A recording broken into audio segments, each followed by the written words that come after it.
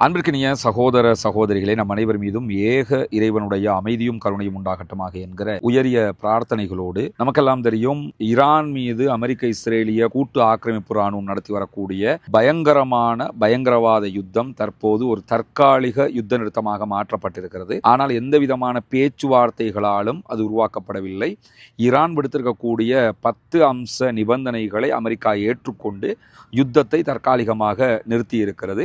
ஈரானும் பதிலடி தாக்குதல்களை நிறுத்தி இருக்கிறது. அதே நேரம் லெபனான் மீதான இஸ்ரேலுடைய தாக்குதல்கள் தொடர்ந்து கொண்டிருக்கக்கூடிய சூழல்ல லெபனான் மீதான தாக்குதல்களையும் நிறுத்தாவிட்டால் யுத்த நிறுத்தத்திற்கு ஒத்துக்கொள்ள மாட்டோம் என்று சொல்லி மிக தெளிவாக ஈரான் பிடிவாதமாக இருக்கிறது.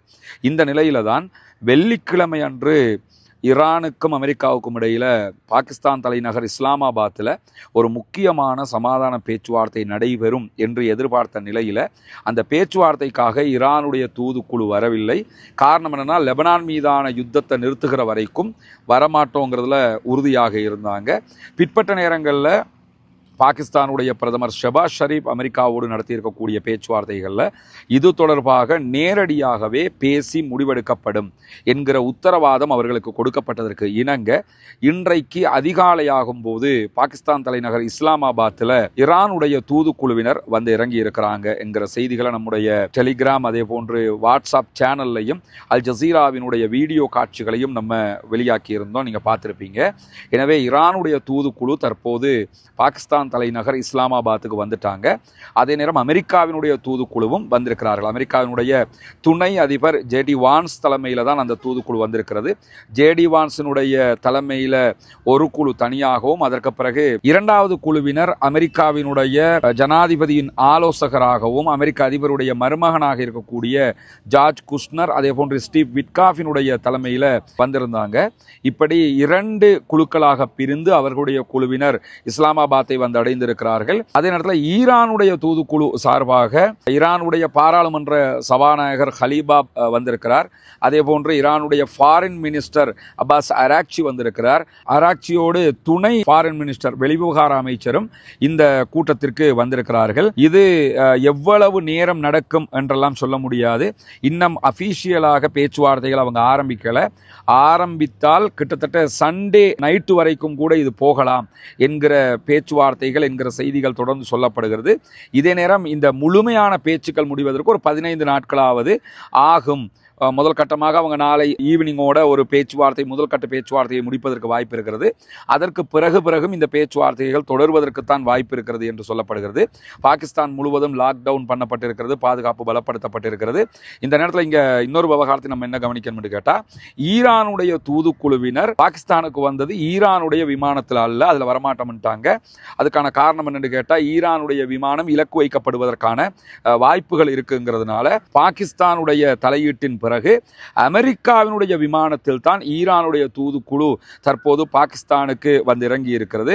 அவங்க அமெரிக்காவினுடைய விமானத்தில் ஈரானியர்கள் தான் அதில் முழுவதுமாக வந்திருக்கிறார்கள் என்கிற செய்திகளும் ஜசீரா உள்ளிட்ட தளங்கள் வெளியிட்டிருப்பதை நம்ம பார்க்க முடியும். எனவே இந்த பேச்சுவார்த்தைக்கான தூதுக்குழுவினர் தற்போது வந்திருக்கிறார்கள். ஆனால் ஈரானுக்கும் இஸ்ரேலுக்கும் அமெரிக்காவுக்கும் இடையில தான் அமைதி திரும்பி இருக்கிறது தவிர, லெபனான் மீது இஸ்ரேல் தாக்குதல் நடத்துகிற அதே நேரம் இஸ்ரேலை இலக்கு வைத்து லெபனானில் இருக்கக்கூடிய ஹெஸ்புல்லாக்களும் மிக பாரிய தாக்குதல்களை தொடர்ச்சியாக நடத்தி கொண்டே இருக்கிறார்கள். இருபக்க தாக்குதல்களும் தொடர்ந்து நடைபெற்று வரக்கூடிய சூழலில் தான் இந்த பேச்சுவார்த்தைக்கான குழுவினர் வந்திருக்கிறார்கள். இந்த இடத்துல என்ன கவனிக்கணும்னு கேட்டால், 1979களில் ஷாகு மன்னர் வெளியேற்றப்பட்டதற்கு பிறகு ஈரானுடைய ஆட்சியை இப்ப இருக்கக்கூடிய ஆயத்துல்லா அலி ஹொமைனி அவர்களுடைய தலைமையில் ஆட்சி மாற்றம் ஏற்பட்டது ஒரு புரட்சிக்கு பின்னாடி.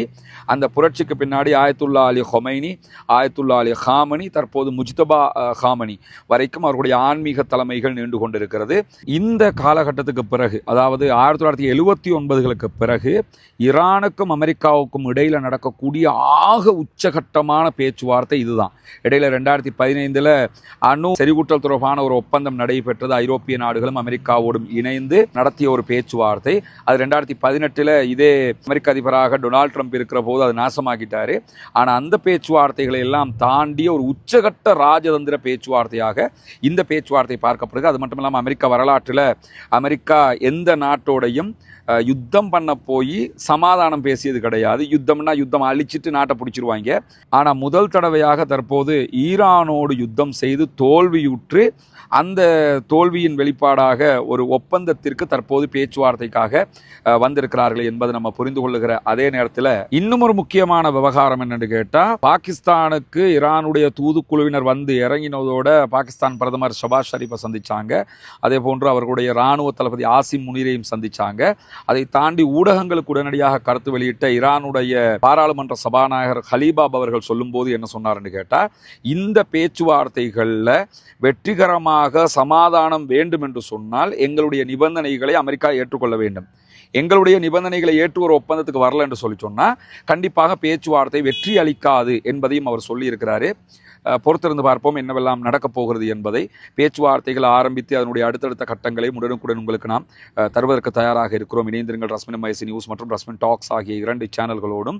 இந்த பேச்சுவார்த்தை என்பது உலகமே எதிர்பார்க்கக்கூடிய ஒரு முக்கியமான பேச்சுவார்த்தையாக இருக்கிற காரணத்தினால அதை உங்களுக்கு உடனுக்குடன்